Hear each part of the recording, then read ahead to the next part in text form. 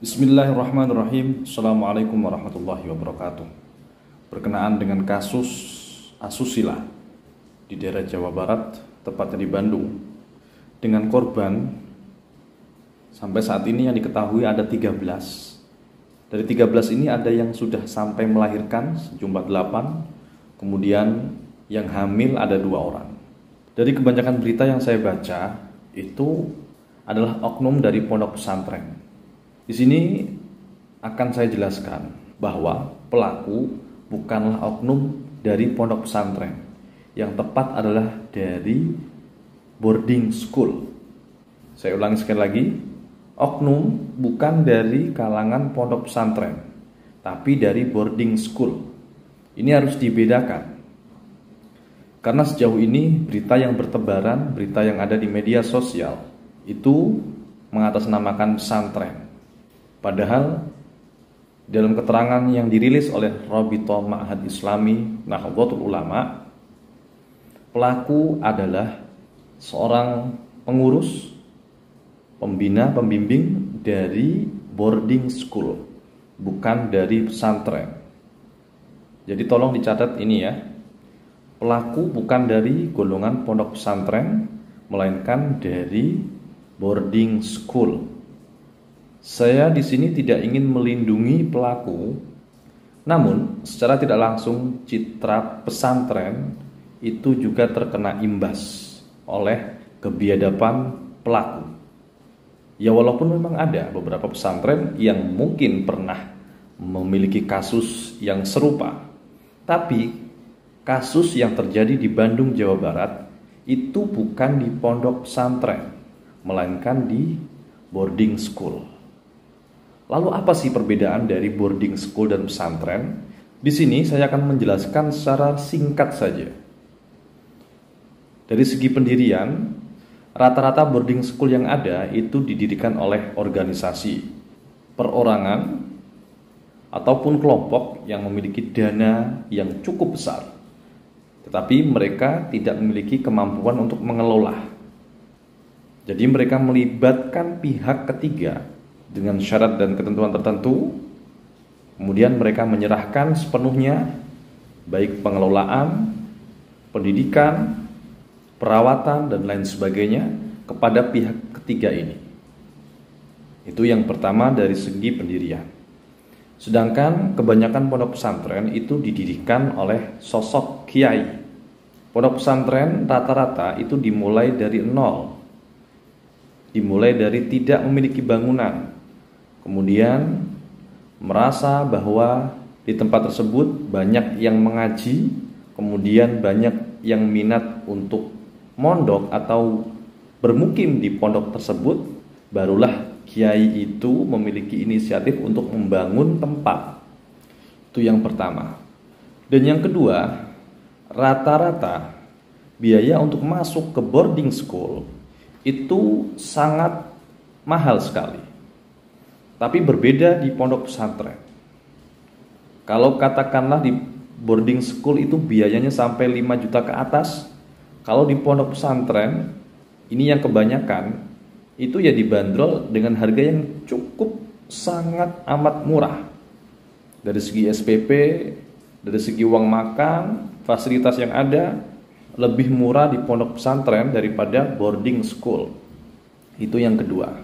Dan yang ketiga, boarding school itu mengadopsi kurikulum nasional.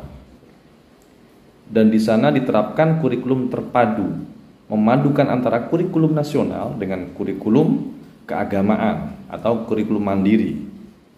Sementara di pondok pesantren, yang murni pondok pesantren, rata-rata mereka tidak mengajarkan ilmu-ilmu umum, tapi khusus mempelajari ilmu agama. Kalaupun ada pondok pesantren yang mengajarkan ilmu-ilmu umum, itu berarti sifatnya pondok pesantren modern atau pondok pesantren yang di dalamnya ada sekolah. Secara otomatis kalau sudah berlabel sekolah, maka di dalamnya ada kurikulum baku yang ditetapkan dalam sistem pendidikan nasional. Dan yang keempat, ini yang paling mendominasi dari ciri-ciri yang saya sebutkan sebelumnya. Apa itu? Adanya sosok kiai. Nah, di boarding school itu tidak memiliki sosok kiai. Mereka hanya memiliki mungkin donatur, pendiri, ketua yayasan, dan lain sebagainya. Tapi di pondok pesantren itu ada sosok kiai atau sosok orang yang disepuhkan, dan beliau sebagai pendiri pondok pesantren. Jadi memang di dalam pondok tersebut ada kiai yang menunggu, kiai yang merawat, kiai yang mengajar santri secara langsung. Tapi tidak di boarding school. Sebagaimana saya sebutkan awal tadi, kalau boarding school itu kebanyakan pengelolanya adalah pihak ketiga. Kalau di pondok pesantren itu biasanya turun-temurun. Dari ayahnya seorang kiai, kemudian diturunkan lagi kepada anaknya yang disebut sebagai gus, kemudian dilanjutkan generasi setelahnya. Nah, itu adalah perbedaan dari pondok pesantren dan boarding school. Jadi saya ingatkan lagi, peristiwa naas dan sangat menjijikkan yang terjadi di Bandung, Jawa Barat itu bukan di pondok pesantren, melainkan di boarding school atau sekolah yang berasrama. Mereka sekolah dan ada asramanya. Sekali lagi saya jelaskan, saya tegaskan di sini, saya tidak berniat untuk membela pelaku yang biadab ini, tidak.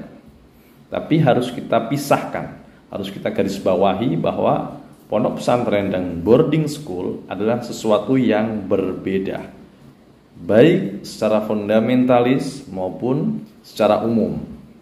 Jadi tolong dulur-dulurku semuanya yang menyangkut pautkan masalah ini dengan pondok pesantren itu coba sedikit direnungkan kembali. Oh iya, satu lagi, perbedaan antara boarding school dan pondok pesantren.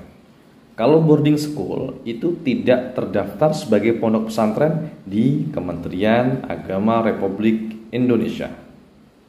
Tapi kalau pondok pesantren yang secara resmi mereka terdaftar di Kementerian Agama Republik Indonesia.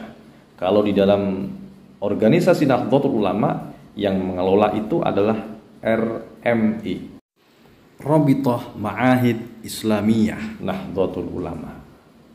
Jadi itu dulu, semoga menambah wawasan kita bahwa boarding school dan pondok pesantren jelas berbeda. Tapi bagaimanapun kita tidak melabeli, kita tidak sedang menghukumi wadah, tapi kita kembalikan lagi kepada pelaku. Walaupun di pondok pesantren, di boarding school ataupun di rumah, jika pelakunya memang seperti itu, ya sama aja. Dimanapun dia berada, ya sama saja. Yang menjadi masalah bukan tempat atau waktunya, tetapi ini hati dan perasaannya. Semoga pelaku pencabulan 13 anak santri yang ada di Bandung, Jawa Barat segera mendapatkan hukuman yang setimpal. Bahkan ada yang mengatakan ya sudah, hukum mati saja. Ya, semoga keluarga kita semuanya terhindar dari hal-hal demikian. Demikian dulu. Assalamualaikum warahmatullahi wabarakatuh.